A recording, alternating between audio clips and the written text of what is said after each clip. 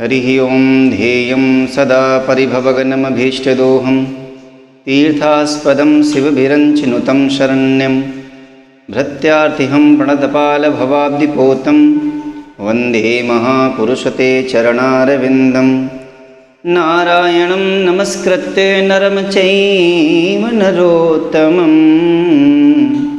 देवीं सरस्वतीं व्यासं ततो जयमुदीरयेत्। सभी प्रभु प्रेमियों को जय श्री राधे कृष्णा। मैं भागवत भगवान का एक छोटा सा उपासक आचार्य सौरभ तिवारी सभी विद्वज्जन एवं गुरुजनों के चरणों में प्रणाम करता हूँ।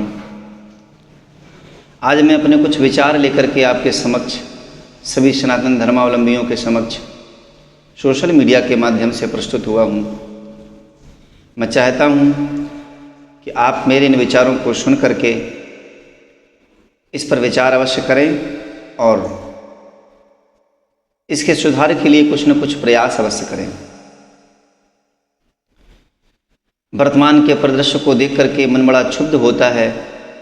जिस भागवत कथा को परमहंस भगवान श्री सुखदेव जी के द्वारा गाया गया, परम भागवत श्री परीक्षित जी के द्वारा सुना गया, ऐसे पारमहंस्याम संहितायाम श्रीमद् भागवत जी की कुछ कथा व्यासों के द्वारा ऐसी दुर्दशा की जा रही है जिसको देखने में भी बड़ी और सुनने में भी बड़ी शर्म आती है। यह व्यास आसन दुनिया का सर्वोत्कृष्ट व्यास आसन है। इस व्यास आसन के आगे आकर के राष्ट्रपति भी इससे निम्न हो जाता है। उसका आसन व्यास आसन के ऊपर नहीं लगाया जाता।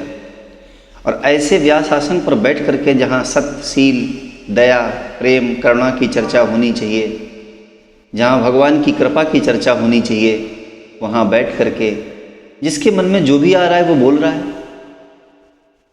जिस वाणी के लिए कहा गया है कि वाणी एक अमोल है जो कोई बोले तौल, और बिना तौले बिना कुछ सोचे समझे जिसके मन में जो भी आ रहा है वो बोल रहा है। मुझे लगता है इतना तो ज्ञान एक वक्ता को होना ही चाहिए। बड़े बड़े विद्वान वक्ता, बड़े बड़े प्रसिद्धि प्राप्त करने वाले वक्ता, जिनका आजकल सोशल मीडिया पे बड़ा ही प्रचार चल रहा है, इंद्रदेव जी महाराज एक वक्ता नहीं है। सबसे बड़ी शर्म की बात यह है कि ये लोग उस व्यासासन पर बैठ करके इतना अनर्गल बोलते हैं, और अनर्गल बोलने के बाद भी छाती ठोक करके बोलते हैं।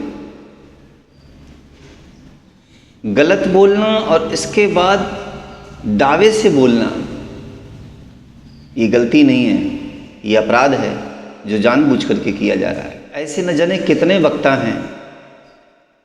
जैसे एक वीडियो कई बार देखने में आता है, कोई गोल्डी शास्त्री जी, वो जब कथा कहती हैं तो गाना गाती हैं कि राधा जी के बॉयफ्रेंड भगवान श्री कृष्ण हैं। एक का तो नाम ही श्री राधा देवी जी, राधा शास्त्री जी। वे वहां बैठ करके गाती हैं, चूड़ियां बजाऊं कि बजाऊं कंगना। क्या यही कथा सुनने के लिए हम लोग कथा कराते हैं? आश्चर्य होता है आज भागवत जैसे पवित्र ग्रंथ को, जिन्हें इस श्लोक का एक श्लोक का उच्चारण भी शुद्ध नहीं आता है, केवल गाना उल्टा सीधा, उसको संगीत भी नहीं कह सकते, वो गा करके लोगों को रिझाने के लिए जिसके मन में जो भी आ रहा है वो बोल रहा है। आज भागवत जैसे ग्रंथ को इन लोगों ने मजाक बना दिया है। जिस भागवत ग्रंथ में जिन भगवान श्री कृष्ण की चर्चा होती, योग योगेश्वरों, योगियों के ईश्वरों के भी परम ईश्वर भगवान श्री कृष्ण, आज उनको चरित्रहीन भागवत व्यास आसन पर बैठ करके भागवताचार्य ऐसी ऐसी बातें बोल रहा है कि सुनने में भी लज्जा आती है।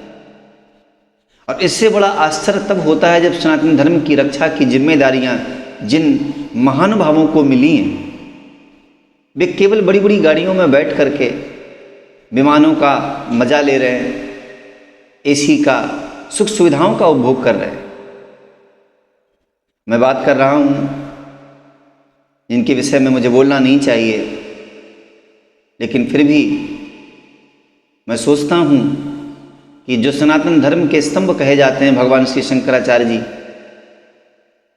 आदि शंकराचार्य जी भगवान ने 4 पीठें निर्धारित की। ये किस लिए की? ताकि यहाँ जो व्यक्ति बैठे वो साक्षात भगवान शंकर का ही स्वरूप है, और उनकी ये जिम्मेदारियाँ हैं कि वहाँ बैठ करके वे सनातन धर्म के लिए कुछ तो ऐसा करें ताकि आने वाली पीढ़ियों में उनको याद रखा जाए। क्या हमारी कोई जिम्मेदारी नहीं बनती कि बड़े बड़े मठाधीश, महामंडलेश्वर, केवल हम अपनी कथा कहें और कोई उस व्यासासन पर बैठकर कुछ भी बोले, उससे हमको कोई लेना देना नहीं? सोचने का विषय, इन विषयों पर सोचना चाहिए। मैं देखता हूं पॉपुलर तो बहुत लोग हो गए, अनुद्धाचार्य जी वहां बैठ करके प्रश्नोत्तरी करते हैं। सोच के देखो कौन सा उचित प्रश्न हो रहा है और कौन सा उचित उत्तर दिया जा रहा है। केवल वहां कॉमेडी चल रही है, केवल मजाक चल रहा है, केवल हास्य चल रहा है, और ये जिम्मेदारी केवल बड़े बड़े लोगों की नहीं है, इसमें जिम्मेदारी हमारे श्रोताओं की भी है। मैं तो कहता हूं जब आप भागवत कथा कराने के लिए जाएं तो किसी भी वक्ता के पास जा कर के ये ना कहें कि हमें भीड़ मिलनी चाहिए, ये ना कहें कि हमें मज़ा आना चाहिए। ये भागवत कथा मनोरंजन का विषय नहीं है, ये भागवत कथा, ये भगवान की कथा आत्मरंजन का विषय है। और इस भागवत कथा को यदि हम केवल भीड़ जुटाने के लिए, लोगों को आकर्षित करने के लिए करेंगे तो क्या हम अपेक्षा रख सकते हैं कि इससे कल्याण होगा? न वक्ता का कल्याण होगा और न श्रोता का कल्याण होगा, दोनों नरक के गामी होंगे। इसलिए मैं सभी विद्वज्जनों से और सभी श्रोताओं से निवेदन करता हूं कि मेरी बात आप समझ रहे होंगे। आज सनातन को विधर्मियों से बचाने की आवश्यकता नहीं है। अपने ही धर्म में छिपे हुए जो अपने ही धर्म की चद्दर उड़ करके और हमारे धर्म को बर्बाद कर रहे हैं, इन अधर्मियों से बचाने की आवश्यकता है। इसके लिए एक एक जन को जागना होगा, एक एक जन को जागना होगा। और यदि वक्ता ऐसा अनुचित बोले जो व्यास आसन पर बैठ करके मनमुखी अनर्गल बातें करे तो इसका हमें विरोध करना चाहिए और ऐसे लोगों पर बैन लगना चाहिए। आप कथा में बैठ करके कम से कम कथा की बात करें, श्लोक का उच्चारण शुद्ध हो और अच्छी बातें समाज को सद्मार्ग की ओर चलाने के लिए जो बातें कही जाती हैं। भागवत में सब कुछ भरा पड़ा है, आप केवल उतना ही बोलें तो ये बड़ा ही उचित होगा। बहुत अच्छे कथावाचक श्री प्रेमभूषण जी महाराज ने बड़ी अच्छी बात कही कि क्या जरूरी है इधर उधर का बोलना, उसमें कम लिखा है। अरे कम से कम तुम तो उतना देख के पढ़ दो, तब भी उतना समाज का कल्याण हो जाएगा।